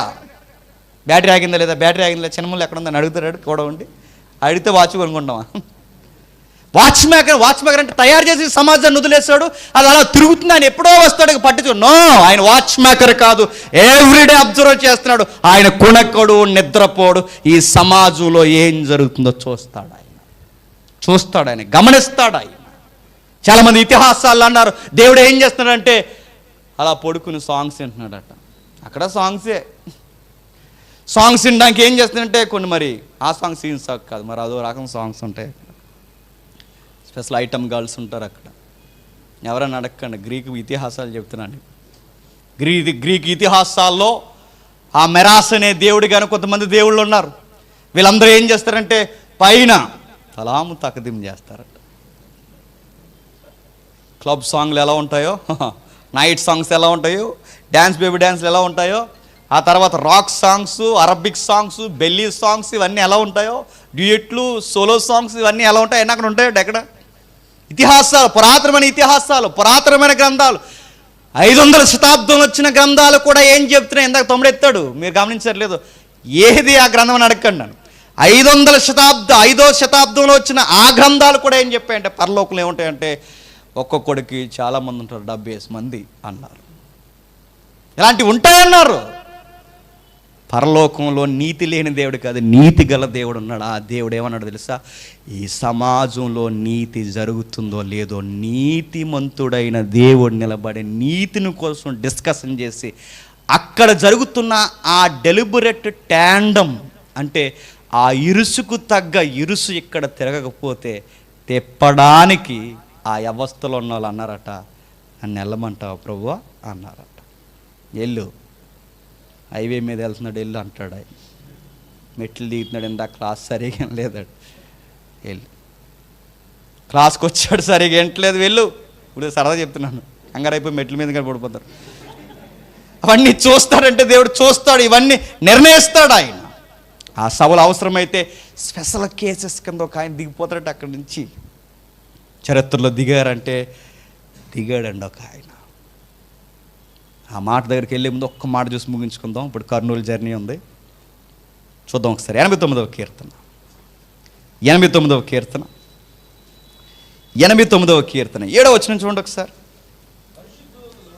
పరిశుద్ధ దూతల సభలో ఆయన మిక్కిలి బేకరు. పరిశుద్ధ దూతల సభలో ఆయన మిక్కిలి బేకరుడు, తన చుట్టూన్న వారందరికంటే భయంకరుడు. పరిశుద్ధ దూతల సభలో, పరిశుద్ధ దూతల సభలో అన్న దగ్గర ఏం వాడు చెప్పనా, పై వచనాల్లో గాడ్స్ అసెంబ్లీ అన్నాడు. అసెంబ్లీ అంటది, అసెంబ్లీ, గాడ్స్ అసెంబ్లీ. ఇంకోటి అన్నాడు అక్కడ ఏముందంటే గాడ్స్ కౌన్సిల్. ఇంకేముంది, గాడ్స్ ఆర్మీ. ఈ పదాలన్నీ అక్కడ వాడాడు. 5వ వచనం నుంచి 7వ వచనం వరకు వాడబడిన పదాలు ఇవన్నీ. ఆయన చుట్టూ ఎవరెవరు ఉన్నారంటే 5వ వచనంలో పరిశుద్ధ దూతలు ఉన్నారు. 5వ వచనంలో ఆకాశ వైశల్యములో ఆశ్చర్యకార్యములు స్తుతించుచున్నవి పరిశుద్ధ దూతలు ఉన్నారు. 6వ వచనంలో దైవపుత్రులు ఉన్నారు. 7వ వచనంలో పరిశుద్ధ దూతలు సభలో ఉన్నారు. 8వ వచనంలో సైన్యాలు ఉన్నాయి, గాడ్స్ ఆర్మీ ఉంది. అదే మీరు చూస్తున్నారు. ఇవన్నీ ఆయన చుట్టూ ఉంటే ఆయన ఎలా ఉన్నాడట, ఆ పరిశుద్ధ దూతల సభలో మిక్కిలి భీకరంగా ఉన్నాడట. ఆ భీకరం ఎలా ఉంటుంది మీకు అర్థం కావాలంటే ఎగ్జాంపుల్ చెప్తా. ఒకరోజు చరిత్ర రికార్డ్ చేయబడింది. బాబులోనియన్స్, అసూరియన్స్. బాబేలు, అసూరియన్స్ దమ్మున్న రాజ్యాలు అవి. అసూరియన్స్ తెలుసుగా. ఈ అసూరియన్స్ చాలా ముమ్మరంగా పాలించేవారు. హిజ్కియా గారు తెలుసు కదండి, భక్తుడైన రాజు అయిన హిజ్కియా. ఆయన క్యాన్సర్ వచ్చింది తెలుసుగా, ఒక కణితి వచ్చేసింది పై. క్యాన్సర్ వస్తే ఆయన దేవుడికి ప్రార్థన చేసుకున్నాడు, ప్రభువా మరి తప్పు చేశారో ఒప్పు చేశారో, నా పాలన నీకు ఎందుకు నచ్చిందో నచ్చలేదో, నా సింహాసనం ఎక్కిన తర్వాత నేను మెప్పించలేదు, ఒకవేళ నేను మెప్పించకే నాకు ఈ ప్రాబ్లం వచ్చిందేమో, నీ దగ్గర నేను రిక్వెస్ట్ పెట్టుకుంటున్నాను, ఏమొద్దు, నాకు కొంచెం ఆయుష్కాలం పెంచితే నా తప్పులన్నీ నేను సరి చేసుకుంటాను అన్నాడు. దేవుడు ఆయుష్ని పెంచాడు. హిజ్కియాకి కాలం పెరిగింది. ఈ లోపల ఈ అసూరియన్స్లో ఉన్న రబ్షాకే అని ఓ పర్సనల్ ఉంటాడు చూడండి, ఈ ప్రధానమంత్రికి పర్సనల్స్ ఉంటారుగా, అలాంటోడు ఒకడు సైన్యాధిపతి, అన్నిటికి అధిపతి ఆడాడు, మెయిన్ మెంబరు. అసూరియన్స్ తరపు నీడు వచ్చేసి అన్నాడు, ఏడి మీ యెహోవా ఏడి? హిజ్కియా యెహోవాకు ప్రార్థన చేశానో, అలా చేశానో, ఎలా అన్నో. రామాతు మీదకి పోయినప్పుడు రామాతు దేవతలు ఆ దేశాన్ని కాపాడలేకపోయాయి. హమాతు మీదకి పోయినప్పుడు హమాతు దేవతలు ఆ దేశాన్ని కాపాడలేకపోయాయి. నినేవే ఆ పరిసర ప్రాంతాలకి, మెసొపొతేమియా ప్రాంతాలకు పోతే ఆ దేశ దేవతలు వారిని కాపాడలేకపోయాయి. మీ దేశాన్ని కూడా మీ దేవుడు మా చేతుల నుంచి కాపాడలేడు. అయిపోయారు ఈరోజు అన్నాడు. అంతే. భీకర సైన్యాన్ని లక్షల మందిని వేసుకున్నాడు, ఎగేసుకొచ్చేస్తున్నాడు. అలాంటి టైంలో ఇశ్రాయేలుకి బలం లేదు, హిజ్కియాకి చెప్పండి ఎదిరించేంత ధైర్యము బలం లేదు. అప్పుడు ఏం చేశాడు హిజ్కియా అంటే, రమ్ములు కొట్టుకొని బట్టలు చింపుకొని మందిరానికి పోయి ఆ బాధల్లో మరింత బాధగా ప్రార్థన చేస్తే ఒకే ఒక్క జాగరకుడు భూమి మీదకి వచ్చాడట. ఆయన గాడ్స్ ఏంజల్. ఒక్కడే దిగాడు.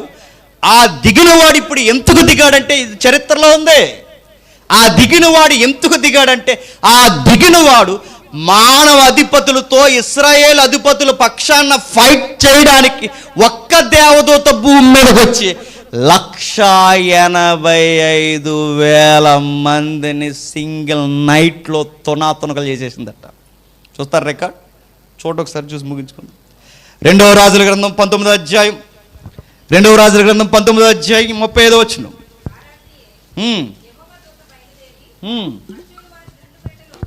అసూరు వారి దండుపేటలో నుంచి వచ్చి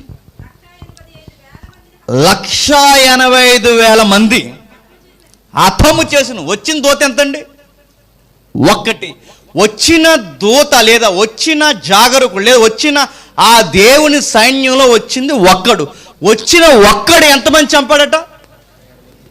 185,000 మందిని ఒకటి చంపేశాడట. ఇప్పుడు నేను అడుగుతున్నాను, ఇప్పుడు ఆ ఇమేజ్ చూడండి. ఒక్కడొస్తేనే 180,000 మంది నైట్ లెగిసిపోతే ఆ ఫైట్ వారం రోజులు కొనసాగితే ఏమవుతుంది అంటారు? మీకు అర్థమైంది లేదు? 1 నైట్కే ఫిగర్ 185,000 అయితే ఫైట్ డే అండ్ నైట్ ఉంటే అసూరు లేదు, ఇంకేమీ లేదు, ఇక ఏది లేదు, నిలబడదు. ఇప్పుడు అడుగుతున్నా, ఒక్కటొస్తేనే లక్షల మంది తేలిపోతే ఇప్పుడు అంతమంది ఉన్నారు ఆయన చుట్టూ. కౌన్సిల్ ఎన్ని రకాలు ఉన్నారు, పరిశుద్ధులు ఉన్నారు, జాగరకులు ఉన్నారు, సైన్యాలు ఉన్నాయి, దైవపుత్రులు ఉన్నారు, నక్షత్రాలు ఉన్నాయి, ప్రధానులు ఉన్నారు, అధిపతులు ఉన్నారు. అందులో ఒకడొస్తేనే ఇక్కడ తూట్లు వేసిపోతే వాళ్ళందరూ వస్తే ఫుట్బాల్ ఆడతారు. దేన్ని? భూమి ఫుట్బాలేగా. అలాంటి వారు బాగా ఒక్కడుంటేనే బలవంతులైన అసూరియన్స్ అంత అడలెత్తిపోతే, ఒక్క దేవదూతను చూసే ఇంత అడలెత్తిపోయి పడిపోతే, అలాంటి దేవదూతలు కోటాను కోట్లు ఉంటే బాగా వినాలి, వాళ్ళ మధ్య సింహాసనం వేసుకుని కూర్చోన్నాడు ఎవరు? మీకు ఇప్పుడు ఆయన క్యాపబిలిటీ మీకు అర్థం అవ్వాలి. ఒక్క దేవదూతను చూస్తే అడలెత్తిపోయారు. అసూరియన్స్ అంటే మాట్లాడుకుంటున్నారు. అసూరియన్స్ అంటే నీకులే నాకులే 5.5 ఉంటారు అనుకుంటున్నావా? అసూరు సైన్యాలు అంటే అంతంత ఎత్తుండి ఇంతంత భుజాలు వేసుకుని ఒక్కొక్క కవచం ఇలా పట్టుకుని ఆ బలిమే మన మొయ్యలో అంత ఎత్తు ఉంటుంది. అంత ఎత్తు వీళ్ళు ఎవరు పనిచేయరు, ఈ రాజమౌళి వ్యవహారం అంతా. అంతంత ఎత్తు ఉంటారు. అంతంత ఎత్తు వాళ్ళ భుజబలాలు కానీ, వాళ్ళ కవచాలు కానీ, వారి కిరీటాలు కానీ, ఒక్క సైనికుడు దిగితే ఎవడో పనిచేయడు. అలాంటి వారిని 85,85,000 మంది చంపేస్తే వాళ్ళే ఆడలెత్తిపోతే, అంతంత సైనికులు, వీర సైనికులు అలా ఆడలెత్తిపోతే మనమే వెళ్ళటోళ్ళు. మన సైనికులు సామాన్యులు, బలం నీలోను. ఓ చెయ్యి పైకుంటో చెయ్యి కిందకుంటుంది. మనకి ఏ సరికూడదు, సట్టేసుకుంటూ పక్క దిగిపోతే పైకి వెళ్ళిపోద్ది. మనకి ఏ ఫిట్నెస్ లేదు, మనమేమైపోవాలి. కానీ గుర్తుపెట్టుకోండి, ఆ దేవుడు ఒక్క దేవదూతే బలవంతుల్ని భయపెట్టేస్తే ఆ దేవదూతలన్నీ కలిసి ఎవరికి భయపడిపోతున్నాయంట? అది ఆ పాయింట్ చెప్పడానికి ఎన్ని ఎవరంటున్నాను నేను. వాటిని చూసి అధిపతులు భయపడిపోతే, ఒకదానికి భయపడితే, ఇప్పుడు ఇవన్నీ ఆయన వచ్చి ఇలా సింహాసనం మీద కూర్చుంటుంటే ఆయన భీకరత్వానికి, పరిశుద్ధతకి ఇవన్నీ గడగడ వణికి 2 రెక్కలతో ఎలా మూసుకుంటే 2 రెక్కలతో ఎలా దిగిపోయి ఆ దేవుడు వస్తుంటే అడలెత్తిపోతాయట. అది గాడ్స్ పవర్ అంటే. ఇప్పుడు నేను అడుగుతున్నాను, దేవదూత వస్తేనే శుభ్రంగా బట్టలు సిరిగిపోలే కొడేస్తుంది మనల్ని. అలాంటిది మనం ఎవరి మీదకి సవాళ్ళు వేస్తాం అప్పుడప్పుడు? ఎవరి మీద చెప్పండి? దేవదూతలు ఎవరిని చూసి భయపడిపోతున్నావు? ఆయనకి డైలాగులు వేస్తాం మనం. ఉన్నావా? అసలు ఉన్నావా? కళ్ళు మూసుకున్నావు కదా అంటాం. ఆయన మీద పాటలు. ఆయన జాలిపడి ఈడు ఇంతలో కనబడి అంతలో మాయమై ఆవిరి వంటి మనుషుడని వదిలేస్తున్నాడే తప్ప, నీ డైలాగులు సీరియస్గా తీసుకుంటే డైలాగ్ రాకమునిపే డ్రైనేజీలో పడి చచ్చిపోతాయి అనుకుంటున్నాం. ఆయనతో చాలా ప్రాబ్లమేటిక్ ఉంటుంది. అది కట్టినాడు చూడండి, ఆయన మిక్కిలి బేకరుడు. పరిశుద్ధ దూతల సభలో ఆయన మిక్కిలి బేకరుడు. వణికేస్తాయట, ఆ కౌన్సిల్ అంతా వణికిపోద్దట. ఆయన వస్తుంటే గజ గజ గజ గజ వణుకుతారు. జడ్జెస్ వణుకుతారు, ఏంజల్స్ వణుకుతాయి, గాడ్స్ ఆర్మీ వణుకుతుంది, పోలీస్ సన్స్ అని ఎవరైతే పిలవబడుతున్నారో ఆ పరిశుద్ధుల గుంపు వణుకుతుంది. వాళ్ళందరూ వణికిపోతారు. దేవుడు ఇప్పుడు ఆయన ఏం మాట్లాడతాడు? మనం ఆర్గ్యూ చేసి ఆయన ముందెట్టాం ఈ బిల్లు. ఇప్పుడు ఆయన ఎలాంటి నిర్ణయాలు తీసుకుంటాడు? ఈ తప్పులను బట్టి వారి మీద చర్య తీసుకోవచ్చు, లేదా మా మీద అయినా చర్యలు తీసుకోవచ్చు. రెండూ జరగవచ్చు. అలాంటి సభలోకి అపోజిషన్ కూడా దేవుడు అప్పుడప్పుడు పిలుస్తాడు. అపోజిషన్ ఎవడో? ఆడిదో కౌన్సిల్ ఉంది. ఆడు కౌన్సిల్ ఎక్కడుందో పౌలు గారు చెప్పారు. అది ఎక్కడుంది? ఆకాశంలో ఉందట. ఆకాశం అంటే ఇక్కడే మన యూనివర్స్లో, ఈ స్పేస్లో నక్షత్రాల మధ్య ఆడిది ఒక స్పేస్లో ఆడిది కూడా వస్తున్నాడు. ఆడు అప్పుడప్పుడు ప్రతిపక్షంగా వెళ్తాడు. ఎక్కడికి? ఆడు వెళ్ళి ఏం చేస్తాడు అనుకుంటున్నారు? చూద్దాం ఒకసారి చూద్దాం. ఫ్లో బాగుంది కదా, కొంచెం చెప్పేసి వెళ్ళిపోతాం. యోబు గ్రంథం 1వ అధ్యాయం 1వ వచనం. యోబు గ్రంథం, క్షమించండి, యోబు గ్రంథం 1వ అధ్యాయం 6వ వచనం. యెహోవా సన్నిధి నిలుచుటకై వచ్చిన దినం ఒకటి తటచించును. దేవదూతలు కింద ఫుట్ మార్క్, దైవ కుమారులు. మనమే కాదు కుమారులు చెప్పండి. దేవుని కుమారులను పిలువబడే ఒక టీం ఆల్రెడీ అక్కడ ఉందట. వాళ్ళందరూ వచ్చి అక్కడ నిలబడ్డారట. ఆయన సన్నిధి నిలుచుటకు వచ్చిన ఒక దినం ఒకటి తటస్థించను. ఆ దినం అపవాది యొగవాడు అపోజిస్ వారితో కలిసి వచ్చాను. వాడొచ్చి ఏం మాట్లాడుతున్నాడు? దేవుడితో వచ్చిన గొడవ అని చెప్పిన కౌన్సిల్ అంతా ఫామ్ అయినప్పుడు ఆయన అడుగుతాడట, కౌన్సిల్లో ఉన్న వారిని అందరినీ అపోజిషన్ ఎవరైతే సాతాను ఉన్నారో సాతానుని, జడ్జెస్ని అందరినీ అడిగేది భూమి మీద ఏం జరుగుతుందని అడుగుతాడట. అదే ఆయనతో వచ్చిన గొడవ. అపోజిషన్ వచ్చిన వెంటనే ఆ ఎవడైతే భూమి మీద అటు ఇటు తిరిగి కూడా వచ్చాడు, కాళ్ళు కుదురుండి వాడికి ఎవడు అటు ఇటు తిరుగుతాడు, అటు ఇటు తిరిగి కూడా వచ్చాడు, అటు ఇటు తిరిగి వచ్చిన ఆడిని అడుగుతున్నాడు, భూమి మీద ఏం జరుగుతుందో నీకు తెలుసా అన్నాడు. నీకు తెలుసా అన్నాడంటే ఆల్రెడీ నీకు తెలుసని. ఎవరికి? తెలుసు అన్నాడు. తెలిస్తే ఒక విషయం అడుగుతున్నాను, మా సన్ ఏం చేస్తున్నాడని అడిగాడు. ఎవరైనా? యోబు. నా కుమారుడైన యోబు సంగతి వింటివా? ఈయనతో వచ్చిన గొడవ చెప్పిన గెలిగి మరీ చెప్తాడు అపోజిషన్కి. ఎవరికి? వాళ్ళకి. ఇదిగో వాళ్ళని ఇలా, ఇంకో ఆ యోబు ఏం చేస్తున్నాడు తెలుసా? తెలిసి ఇంక ఆల్రెడీ ఆయన ఏం చేస్తున్నాడు ఈయన తెలుసు. తెలిసి కూడా అడుగుతున్నాడు. చూడు, అంటే ఇప్పుడు దేవుడు ఆలోచన కానీ, దేవదూతల ఆలోచన కానీ, దెయ్యాల ఆలోచనలు కానీ, అందరి ఆలోచనలు ఎవరి మీద తిరుగుతున్నాయి చెప్పండి? చెప్పాలిక. ఆ సమాజాలన్నీ ఏ సమాజం కోసం ఆలోచిస్తున్నాయి చెప్పండి? మన సమాజం కోసం. అంటే ఎవడు చర్చికి వస్తున్నాడు లేదో కూడా అక్కడ డిస్కషన్ జరుగుతుంది, ఎవడు బైబిల్ చదువుతున్నాడు లేదో కూడా అక్కడ డిస్కషన్ జరుగుతుంది. ఎందుకంటే యోబు గారు ఏమేం చేస్తున్నారు కూడా అక్కడ పర్సనల్ డిస్కషన్ జరుగుతుంది. ఒక వ్యక్తి కూర్చి అసెంబ్లీ, అక్కడ గాడ్స్ అసెంబ్లీలో డిస్కషన్ అంటే మాట్లాడండి. ఇక్కడికి వచ్చి ఎవడెవడ ఏ వంకర పనులు చేస్తున్నాడు కూడా అక్కడ డిస్కషన్ జరుగుతుంది. ప్రభువా తుంచేయండి, వెళ్తున్నాడు కానీ ఖర్చు సరిగ్గా ఉండట్లేదండి, అన్నీ చూస్తాడు ఆయన. ప్రతిదీ డిస్కషన్ జరుగుతుంది. అప్పుడు సాతాను గారు అన్నాడు, వెళ్తున్నారులే, నువ్వు పెద్ద క్లాసెస్కి వెళ్తున్నావు అని ఏం మురిసిపోక మీ బిడ్డలను చూసి. ఏదో అక్కడ ఆదివారం అలా వెళ్ళి అక్కడ కూర్చుంటున్నారు, అక్కడ ఏదో సెంటర్ కొంచెం దగ్గరగా ఉందని వెళ్ళి కూర్చుంటున్నారు, వాళ్ళని చూసి ఏం మురిసిపోకు. ఏదో నువ్వు వాళ్ళకి ఏదో టైం కలిపిస్తున్నావు కాబట్టి ఊరికే అలా వస్తున్నారు అంతే. పిజీ చేసే వాళ్ళని వస్తారేమో అంటాడట. ఎవరు? ఇప్పుడే టకటకమని 4 పోస్టులు వెళ్ళిపోతే వస్తారు అనుకుంటున్నావా? రారు. నాకు తెలుసు వాళ్ళకి సమయానికి కాస్తున్నావు, పరిస్థితులు కాస్తున్నావు, అన్నీ కాస్తున్నావు, అందుకు వస్తున్నారు. లేకపోతే రారు. మొన్న మధ్య కొంతమంది నేను చూశాను, నేను వచ్చిన రోజులు వచ్చారు, నేను మానేశారు. అది కూడా చూస్తాడు ఎవరు? జేమ్స్ కూడా వస్తే వస్తారా, లేకపోతే రారా? అప్పుడు ఆ ఆర్గ్యుమెంట్ చేసి ఆ సాతాను గడు అంటాడు, వారు నిన్ను బట్టి రారు, చెప్పు, జేమ్స్ని బట్టి వస్తారు. ఇవన్నీ డిస్కషన్ జరుగుతాయి ఎక్కడ? అక్కడ. కాబట్టి మానేసిన వాళ్ళు ఉంటే వచ్చేవారు. కాబట్టి అందుకు చెప్తున్నా, ఇన్ని డిస్కషన్ జరుగుతాయి, అవన్నీ అక్కడ డిస్కషన్ జరుగుతాయి.